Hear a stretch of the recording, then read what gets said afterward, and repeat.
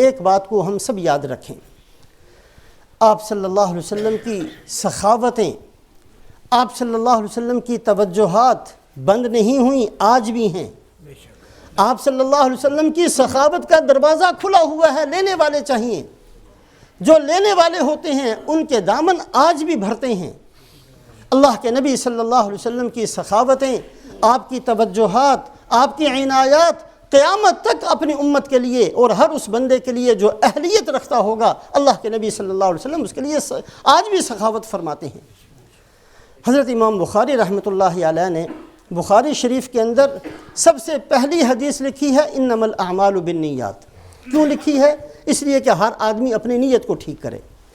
آخری جو حدیث لکھی ہے وہ اس وجہ سے اخیر کے اندر لکھی کہ اس حدیث کی جو سند ہے اس کے اندر امام بخاری رحمۃ اللہ علیہ کے ایک استاد ہیں ابو زرعہ، محدث تھے بہت بڑے۔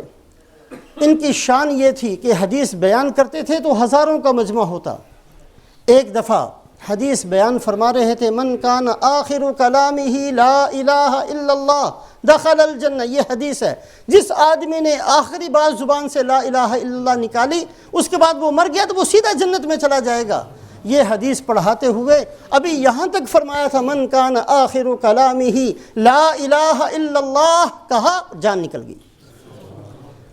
امام بخاری رحمۃ اللہ علیہ نے اس بنیاد پر ان کی روایت کو سب سے اخیر میں لکھا ہے کہ اللہ ہمارا خاتمہ بھی سب کا اچھا کرے۔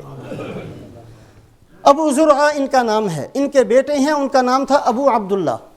ابو عبداللہ فرماتے ہیں کہ میں اپنے ابا کے ساتھ حج کرنے کے لیے پہلے مکہ مکرمہ گئے۔ میں بہت چھوٹا تھا۔ مکہ مکرمہ میں جو کچھ ہمارے پاس تھا وہ سارا کا سارا ختم ہو گیا۔ کنگال خالی ہاتھ ابا کے ساتھ حج سے فارغ ہو کر پھر ہم مدینہ منورہ آئے۔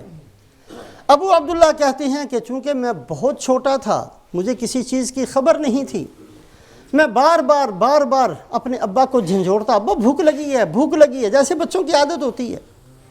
ایک دن گزر گیا، 2 دن گزر گئے، 3 دن گزر گئے، کچھ کھانے کے لیے نہیں تھا۔ ابا کے پاس کچھ تھا نہیں کہ مجھے خرید کر دے دیں۔ تو بار میں اپنے ابا سے کہتا ابا بھوک لگی ہے مدینہ منورہ کے اندر۔ جب بار میں نے اتنا کہہ دیا تو میرے ابا مجھے ساتھ لے کر روضہ اقدس کے قریب بیٹھے اور ایک جملہ کہا کہ یا رسول اللہ صلی اللہ علیہ وسلم آج ہم آپ کے مہمان ہیں۔ فرماتے ہیں کہ بس چند لمحات کی آنکھ تھوڑی سی جھپکی ہے اور اٹھے تو ہاتھوں کے اندر درہم بھرے ہوئے تھے اور مجھے کہا چل بیٹا میں تمہیں کھانا کھلاتا ہوں۔ پہلے مجھے کھانا کھلایا اور اس کے بعد ان کو دیکھ کر کبھی ہنستے تھے کبھی روتے تھے کہ یا رسول اللہ ایسی آپ کی سخاوت، اور کہا اتنی برکت ہوئی ہے ان دراہم کے اندر کہ ہم ساری زندگی اسی کو کھاتے رہے۔ رسول پاک علیہ الصلاۃ والسلام کی عنایات توجہات موجود ہیں، سخاوتیں آج بھی موجود ہیں۔ حضرت حاتم اصم رحمۃ اللہ علیہ بہت بڑے اللہ والے ہیں، مدینہ منورہ حاضر ہوئے اور محبت کے غلبے کے اندر یہ کہا کہ اے اللہ تیرے محبوب حضرت محمد صلی اللہ علیہ وسلم کے دربار میں پہنچا ہوں، یہاں سے مجھے نامراد واپس نہ لے جائیو، یہاں سے میں نامراد واپس نہ چلا جاؤں، خالی ہاتھ مجھے یہاں سے واپس نہ بھیجنا، یہ تیرے محبوب کا دربار ہے۔ آواز آئی کہ ہم یہاں بلاتے ہی اسی کو ہیں جس کو خالی ہاتھ نہیں بھیجنا ہوتا، یہاں ہم بلاتے ہی انہی کو ہیں جن کو ہم خالی ہاتھ نہیں بھیجا کرتے۔ رسول پاک علیہ الصلاۃ والسلام کی سخاوتیں موجود ہیں۔ حضرت علامہ بوصیری رحمۃ اللہ علیہ قصیدہ بردہ بڑا مشہور قصیدہ ہے رسول پاک علیہ الصلاۃ والسلام کی شان کے اندر۔ علامہ بوصیری رحمۃ اللہ علیہ نے یہ قصیدہ لکھا، اس کے علاوہ بھی بڑے قصیدے لکھے۔ فالج کے اندر مبتلا ہوئے، ہاتھ پاؤں کام نہیں کرتے تھے، بستر پر لیٹے لیٹے ہی یہ قصیدہ لکھا۔ جب مکمل ہو گیا خواب کے اندر رسول پاک علیہ الصلاۃ والسلام کی خدمت میں حاضر ہوئے اور آپ صلی اللہ علیہ وسلم نے خود فرمایا کہ وہ جو قصیدہ لکھا ہے وہ ہمیں سناؤ۔ انہوں نے سنانا شروع کیا اور آپ صلی اللہ علیہ وسلم بڑی خوشی کا اظہار فرماتے رہے۔ لمبا قصیدہ ہے، اس کے اندر ایک شعر ہے کم ابرأت وصبا باللمس راحته واطلقت لبسا من ربقة اللمم۔ یا رسول اللہ صلی اللہ علیہ وسلم اللہ نے آپ کے دستے مبارک میں تو ایسی چیز رکھی ہے کہ کسی بیمار پر پھیر دیں تو وہ اٹھ کر بیٹھ جائے،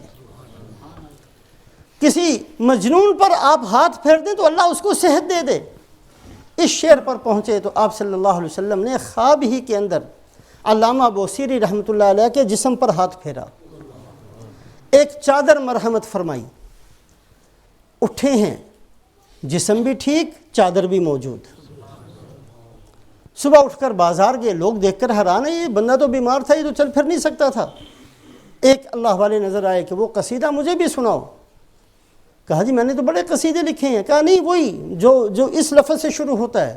تو بڑے حیران ہوئے کہ یہ تو میں نے بڑے اپنے طور پر لکھا، میں نے تو کسی کو سنایا بھی نہیں تھا، ان کو کہاں سے پتہ چل گیا؟